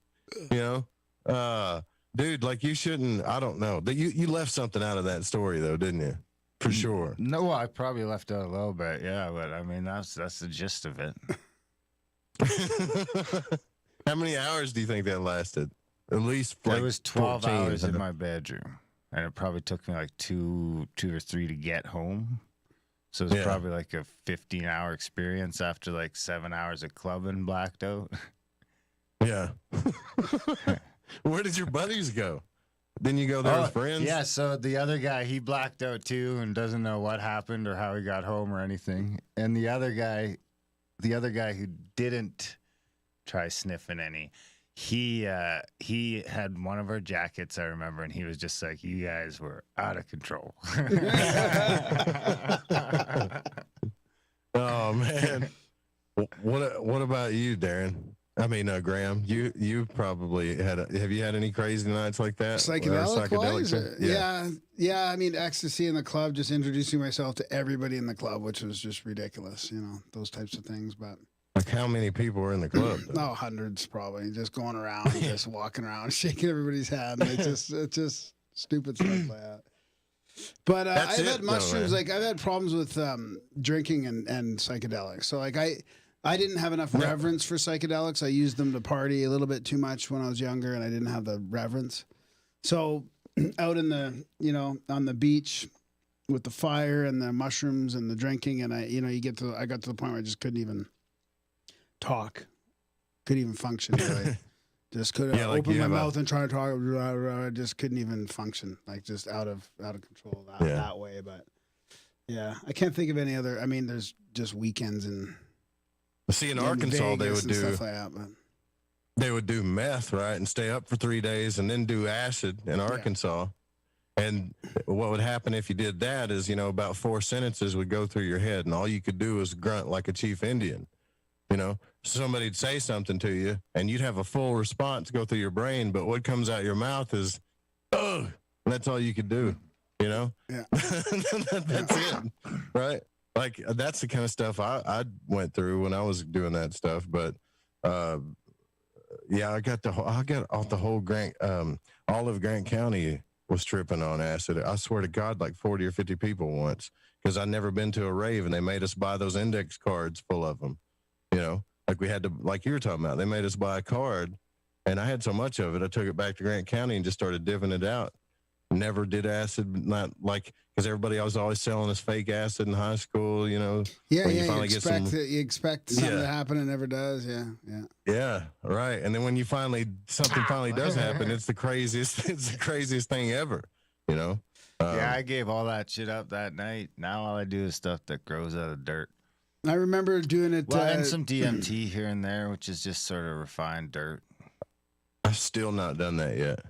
I still haven't. I remember doing it as late teenagers or early 20s, and we'd go to this place called Birch Bay on the coast, and there's a little arcade on the beach, like it was a little tiny coastal town that people used to go camping at all the time, and we'd be tripping out around parents a little bit, and in the arcade on acid, and then we'd walk out. I told you this story where we walked out. There's a really long beach, and you just walk out forever, so we're walking around on the water, just chatting and tripping out, looking at the clouds, all the scenery that the clouds become cities and scenes, and then we end up sort of coming to, like we talk about that, how we'll be like, we're back, so we're back into awareness.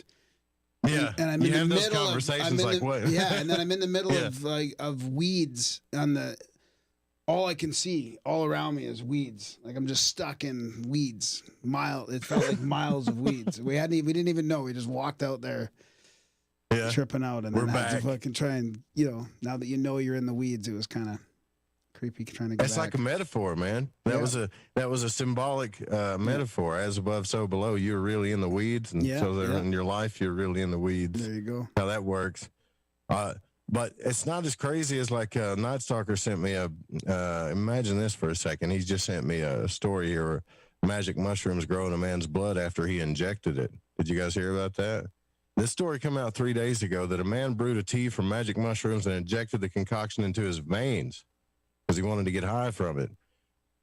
And several days later, he ended up in the emergency department with the fungus growing in his blood. He had mushrooms growing in his blood, man, from doing this stuff. He spent 22 days in the hospital with 8 of those days in intensive care where he received treatment for multi-system organ failure. Now released, he is still being treated with a long-term regimen of antibiotic and antifungal drugs. I've done some stupid stuff, man, but that's pretty dumb. Did he trip? It doesn't even say if he tripped, man. It just says, like, the case didn't reveal whether injecting the shroom tea can cause persistent psychoactive effects. Sometimes it says when we see people ingest the fungus orally, the doctors wrote in the report. For example, in rare cases, people can develop a condition called hallucinogen-induced persisting perception disorder, which is HPPD, where they experience vivid flashbacks of their trip long after the fact. You can get stuck, according to these doctors, even with shrooms. Can you imagine that? Yeah, but that's rarer than COVID. That's rarer than dying from COVID. I mean, Yeah, this could be a hit piece on mushrooms too. The man found online reports that describe the potential therapeutic effects of hallucinogens such as LSD, psilocybin. Dude, prompted him that to is boil not a down hit shrooms. piece on mushrooms. That a hit piece on you being a fucking retard. Yeah, There's a million filtered the tea reasons why you shouldn't shoot tea into your arm. by drawing it through a cotton swab before injecting it into his body. His family found him. What an idiot, man. The guy's an idiot, right? I guess we all got one of those friends, I guess, but I don't know. I'm gearing up to do psychedelics again. That's why I'm asking you guys all these questions, because I haven't done them in years, and I want to. I need another reset. How long in has my it brain. been? It's been at least 15 years. Oh, wow. Wow. Yeah. Yeah, okay. What were well, you, like same as me. 15? Yeah, No, I was same as me. 25, I think. Oh. It's about the same as me for psychedelics, 15 probably. Maybe 13, 14, 15. Really? I So you were figured like you would have 40? done like DMT or something by now. No, right? not in sobriety. I don't want to do that stuff. Yeah. I can get addicted to anything, man. Yeah. Gonna Me too. have to face it, you're addicted to love. I'm addicted to that too, right? Yeah. Well, I guess we can start with another question here since nobody's calling in. I thought you guys had like a massive audience, man. Where the hell are they? You guys ain't calling in or It nothing? says there's 50 people watching on YouTube. None of these. By the way, once again, let me remind you, this is not the syndicated show. This is Friday open lines. So I do have a red button. Though They're too things get chicken too shit out to of call hand. in. I mean, I don't know what to tell you. No, well, we'll start calling them out. We'll start calling them out state by state if you want to, because I got dots all over this map Where'd right you now. start with? Texas? Right now, I'm going to do a screenshot of all of you that are listening and ask you why you're not calling in, and we'll just start hounding you. Russ would No, have called but- in if he wasn't Blake busy Hart should working. call in. Matthew Let's Blake. see. Oh, did I just dox him? Oh, probably. Oops. Sorry. Have you guys been practicing? Like, I know the last time I talked to you guys, we got really big into the discussion of magic. Do you guys get into that anymore? Do you still do it? Or have you moved past that in your spiritual practice? I'm cognizant of it at all times. Cognizant of it. What do about it. you, Graham? Yeah, a little bit. Not. I mean, the latest thing. Did I tell you about what happened with the protection magic and all that? No. I didn't No, tell but you? let's take this caller and then we'll hear Okay. that story because Yeah. I definitely want to hear that. It looks like a 978 area code. You're on the air with Grimerica. Who are you speaking with? What's going on, Joe? It's the Night Stalker. What's happening? It's the Night show. Stalker. What's up, brother? So I got to be quick. I just figured I'd break the ice. I was wondering what the guys have for any crazy predictions for 2021. Like, what do they think is going to top what we had in 2020? Thinking that's a UFO good stuff or some kind of Cthulhu or whatever. Any kind of weird stuff happening? But I got to run. Great show, you guys. Thanks. That was a mercy call. That's an example of a mercy call in right there. I love it. You got good audience here, Joe. I think things are gonna get crazy with the vaccine and the COVID, and I mean I hope something happens with the UFOs, but I don't know. I'm not gonna believe anything when it happens anyway. So that's the problem. You know, they got this 180 days to release this stuff, and the Black Vault, I guess, got some stuff recently from the CIA too. So I don't know. I don't believe nothing they're going to tell us from Congress. I don't care. I don't believe.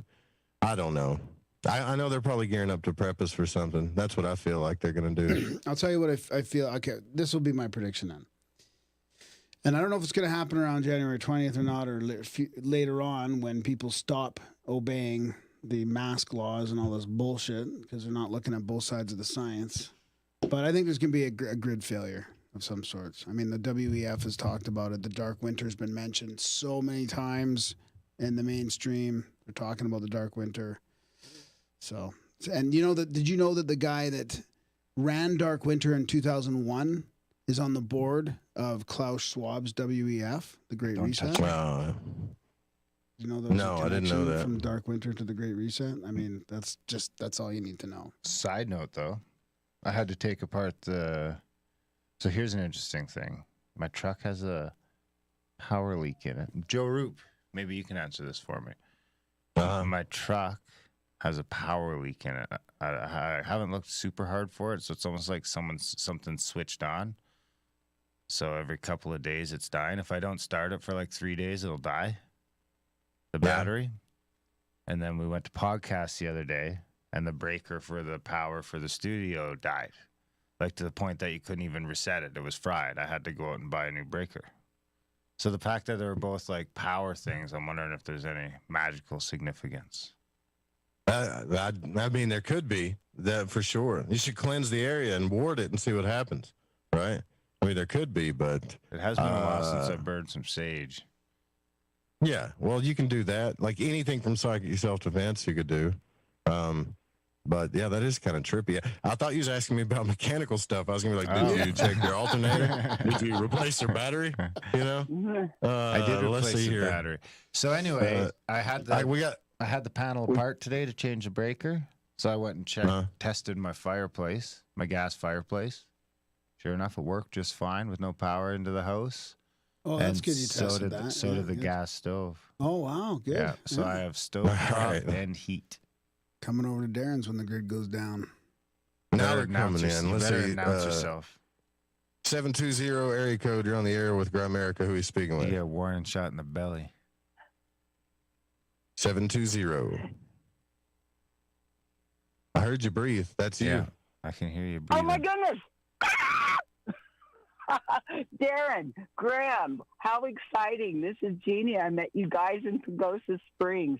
And I just randomly heard you all. I mean, you ended up on my phone and Into the Void. How exciting. I feel honored to be able to talk to three brilliant people.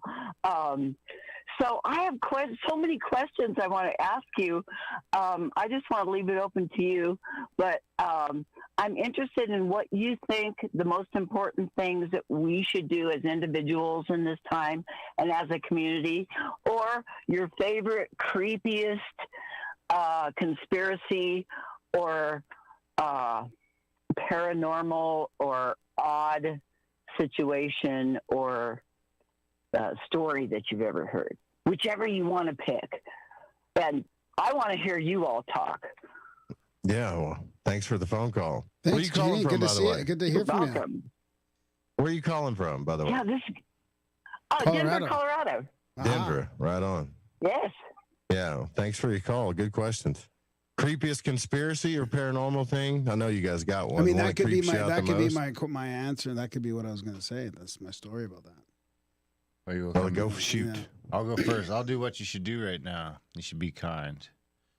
And you should be patient. And you should be kind to people, even if they're wearing a mask or not, or getting a vaccine or not, or don't get caught up calling people in names because they're doing something you don't agree with, or unless they're like, you don't agree with them, like punching you in the face, then you could do something about that. But you know what I mean? On an ideological level, just try and take the high ground, be kind.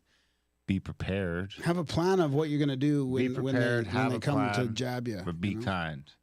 And don't get caught up in the hype. I mean, I keep my head in the sand as much as possible.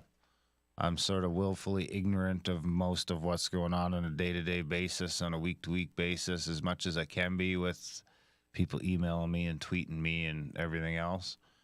But at the same time, I got 400 pounds of meat in my freezer and a bunch of food in my pantry, and I could making sure my fireplace works if the power goes out. And I'm prepared to go 6 months with no power or grid or social unrest or broken supply chain. But I'm not paranoid about it, or, I'm still happy. Like I said, I had a great 2020 for the most part, and 2021 is looking fucking fantastic. If you want my prediction for 2021, it's looking fucking fantastic, and I think that's how everyone should I hope it's looking as good for everyone else as it's looking for me. Right on. Fantastic. Thanks for your phone call from Denver, Colorado. Hey, we got to hear Graham's fucking creepy. Do you want to take this caller or hear his creepy story? All right, no, take the caller. Let's take the caller, because I got a feeling this is going to be a story that might take a minute and it'll be worth listening to. Sick of his stories. Looks like a downtown Chicago area on line 2312 area code. Who are we speaking with? This is the artist formerly known as Blake Art. What's up, fellas? Hi, buddy. Thanks for calling in. Sorry for doxing you. No, you're good. Hey, man, no harm, no foul. It's not a big deal. And I didn't even see how it was, but I appreciate the shout out. And you got, and I did get the email. So I sent you guys the little care package that I'm still working on that stuff. So I appreciate that. But our connection and the conversation, I've been kind of and I am sober, by the way. There's been a couple times in the Discord chat where I've been UTI and I've been kind of putting some crazy stuff in there, which is, a good exercise, I guess, for me. But I wanted to mention how we were, when I introduced you guys to Alan Green. And also I want to shout out to Lighting the Void. Great show, great title. And this is my first experience with your program. So I'm going to jump in and start catching you as much as possible. But cool. If you guys want, I think there's solutions that lie in consciousness and how we are dissecting what it is, what it actually is, and how we've been lied to about it, and how, all of Alan Green's research with the pyramids and Randall Carlson and, our real true history of what this place is and how we're experiencing it. And it really goes back to, when you boil it down, it goes back to Bill Hicks. It's just a ride. It's just a ride. And so if it's just a ride, why are we doing all this stupid shit? Like these control things. I mean, that's the thing. Someone needs to just ask the ruling class, do we really need to be managed, or can't you just level with us? And let's figure out and make it fun. That's kind of the angle I'm working on. And you guys can give your comments. I can hang on the line or hang up or whatever. So thanks for letting me chat. Yeah, thanks for calling in, Blake. Sure, man. Let's keep it going. I agree with him. What do y'all got? Thinking of it like it's a game, really. Like this is gamifying it in a way. I mean, that's the way they're catching our attention anyways. So, think about it as leveling up. I mean, I do, I wasn't that healthy in 2020, but 2021 is going to be different. I'm going to be healthier. No, really. Like I got stuck in the, negativity. You're looking trim today. I lost 7 pounds recently. Boy. I'm getting in shape. Hey, it's finally I'm getting in shape, but I have a plan. You're almost muscular. I know that I'm not going to take the jab. I'm not going to take the jab, right? And that doesn't so whatever happens after that, to me, I in my head, psychologically, like the way Blake was talking about my consciousness, I'm okay with it. Whatever happens after that, I'm okay with it. I'm not going to go down that road. And I don't think we should fake our way out of it. I think we should resist openly as much as possible and not just go underground and buy a fake card for your vaccination. Like we all have to rise up and resist that, I think. And maybe that separates us out, and that's fine with me. Word up. What do you think, Darren? About what? About what Blake said. Oh, I think Blake's great. I love Blake. About what he said, I agree with everything he said. It is just a ride. You can't take it too seriously. Think and grow rich. Think and grow rich. Right on. Let's. You now these calls are starting to fly in, man. You are what you eat, except with your thoughts. Yeah, I'm with you on that too. Thanks for your call, Blake. You can't just be like, I want to be rich. You got to just fucking really believe that shit and do some work and picture how it's gonna happen. 519 area code. You're on the air with Grimerica. Who are you speaking with? Hey, that's Canada. Hey there. This is the Zen Nerd. The who? The who? Can you hear me? Yeah, we got you. I'm the Zen Nerd in Grimerica Discord. Oh, hey Zen Nerd, how you doing? Some of the. Thanks for calling in. My question is, no worries, man. Big fan for you guys for a while now. I got a question for Graham. like how has your CE5 been this year? Like, have you, like, for me, I used to be able to do CE5 a lot, but it feels like my energy has been sucked out just from like the negativity of like this year. Wow. Like, have any sightings or anything? No, I haven't, but I haven't gone out with the group either. Like, I didn't go out last summer. Has it already been? Did I go out last summer? We're coming up on spring, bro. I'm not sure when the last time I went out is, but I don't think I went out during COVID. Yeah. You were scared of the summer. You were scared, not because of COVID, but because we had that guest on that got No, Joe I'm not scared. I'm just, my mind's changed a little bit about making contact. I mean, my friend called me the other day and he's like, do you still do that C5? You should go out and do that. And I mean, I've had enough sightings that I don't need to know anymore for myself that anything's real or not. I mean, it's real. There's a real phenomenon. Right. I don't know what that is, but I'd like to go out again. But it just I'm not as interested in it as I was, because I kind of don't like why they're making contact with us and allowing all the evil shit to happen. Why they're allowing contact with other it's their job other to races. Well, but I mean, at that point, then you're labeling it like alien. Then, right? For all we know, it could just be like a fourth dimensional consciousness. For all we know, you know what I mean? Yeah. I hope they're alien or beings, but like for all we know, it's like maybe something to do with your brain creating a light in the sky or something, or maybe it's us from the future. I don't want to put a label on it. Yeah, exactly. Yeah, that's true. No, and I don't like to put a label on it either. As far as we know, it could be the secret space program keeping an eye on everybody that's doing that.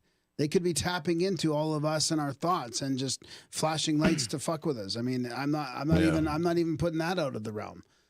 But I like to go with the most logical answer, because when we remote view up to a planet, or we all do this group meditation, and we're looking for ET, and that's what we see. And when something happens, I kind of assume that, okay, well, we're looking for ET with love in our hearts. That's ET, but maybe not. Yeah, let's try this. I've never done this before. Thanks for your call, brother. We're going to go rapid fire here. One question, one answer. You ready?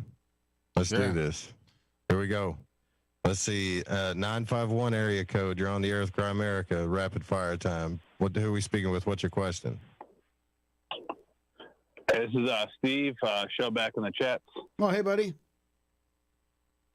Right on. What's your question? Hey, how you doing? Yeah. So my question is like the kind of listening to you guys like for the past year, and just like what's the best way to like, reach source or whatever. Best way to reach source. Bunch of DMT. I'm gonna say Grant. DMT. What's the fastest? What do you think, Grant? I don't know if it's the best, but it's the fastest. Probably breathing and meditation, I would say. Breathing and meditation, DMT. 5 grams in silent darkness. You have to wait till your service up. You definitely don't want to inject mushroom tea into your veins. Into your veins. This is don't if do you're shooting that. anything to your veins, you've taken a wrong turn someplace. All right, here we go. Let's see, 343 area code on the air with Grimerica. That includes it's rapid vaccines. fire. Who are we speaking with? Hello, 343. Is that me? That's you. Hey, how's it going? What's going, brother? Good. What's your name? Where are you calling from? So, my name is Todd. I'm calling from Ontario, Canada. Right on. Well, what's your question? It's a 343.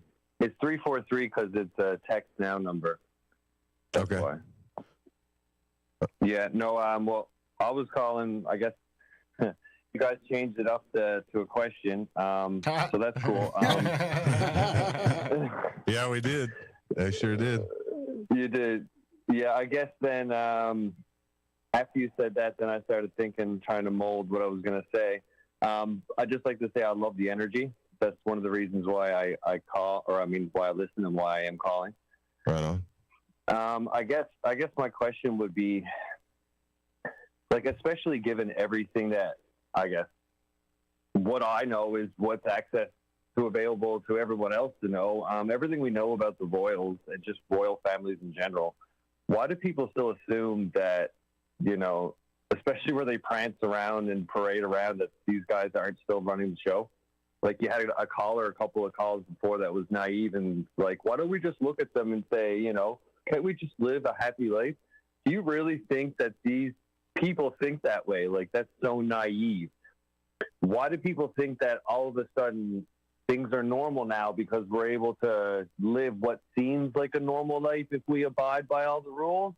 But yet if you break a rule, then you become a criminal and then you have less freedoms. And then now we're in COVID, like up here, we're locked down completely in Ontario. Like, if I go outside, I have to worry about a cop pulling, like, asking me why I'm outside or pulling me over while I bring my girlfriend, who's a nurse, to work overnight. So now I have to worry about getting pulled over, and I smoke weed. So is he going to smell weed off my breath? Like, even though it's legal, you know what I mean? Like, I guess not really a question. You just called the vent. Seems more You're like a angry. statement. Is this maple? Is this maple syrup? It's not even anger. I've been an activist so long. I mean, I came from Newfoundland where I was a huge activist, and yeah, so it's not really anger anymore. It's more just disdain for everyone else that they're like, I was like, I told you so. Now the government, they upped their game. Now they're super tyrannical. And we told you this was going to happen, and you didn't, you know, you didn't believe us. Not like we could have done anything. Yeah. But what does it matter? If we had done something about it earlier, they would have just stepped up the gear then, right? So. Yeah. All right. Yeah. Thanks for your statement, brother. Get Appreciate guns it. and ammo. Guns and ammo. That's what I would do. I'd stock. I mean, I'd definitely stock Whenever up on I'm that. feeling like down or like things might go Are you down. inciting something? No, don't even fucking insinuate that. No, we'll get kicked off of everything. When I'm feeling you have down, the right to bear arms. You need guns and ammo for hunting. When I'm feeling go do it. Like things might go south, I just swing by and buy another box of ammo. Throw it in the safe. No, I totally get what he's Making saying. toe I mean, poppers. people were calling us paranoid 6 months ago. There were people saying you guys are paranoid. And look, Ontario's now under lockdown. For what? Like, it's I'm sure that was insane. maple It's syrup. so insane. It's so right, insane. And I think the other caller meant the elites should be addressed by other elites in a way to sort of tamper things down a little bit here. Say. All right, last call, and I gotta Show's we'll over? have to like end this thing. 817 area code. You're on the air with Grimerica. Who are we speaking with? Where are you calling from?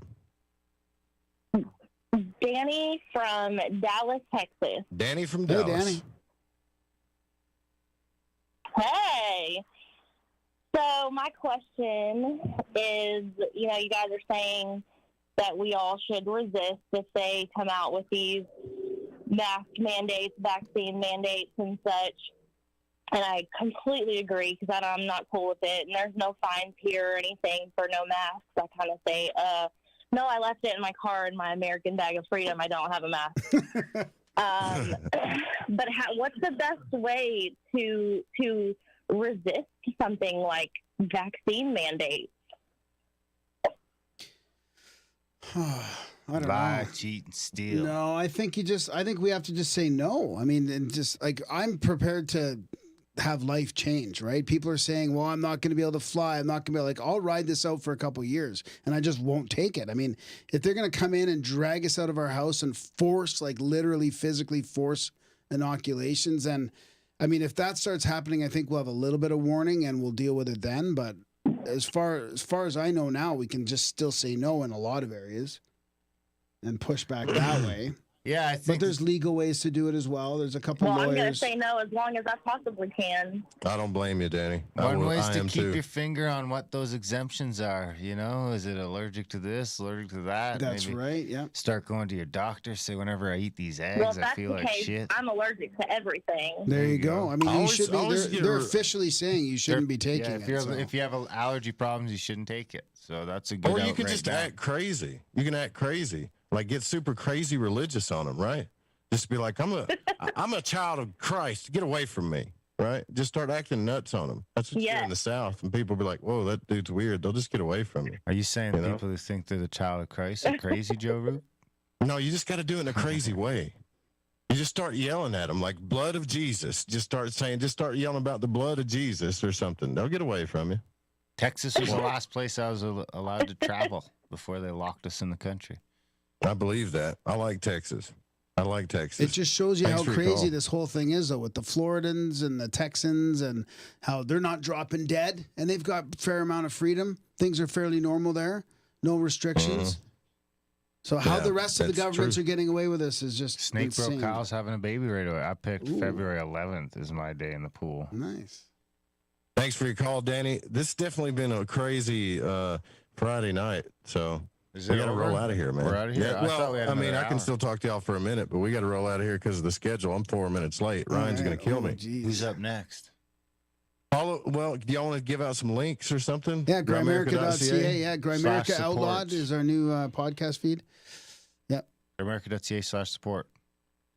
Joe That's it. Rupe /Patreon. /socials /chat. That's it. Did you say /socialist? Patreon.com/sliding the void. Grimerica.ca Go check out Grimerica. /socials. If you want to be on a better social network, Grimerica.ca/socials. Grimerica.ca/chats. Grimerica.ca/go fuck yourself. Good night, y'all. Have a good weekend. It's the first time I've ever told my audience to go fuck themselves. The last thing on the show. Ever.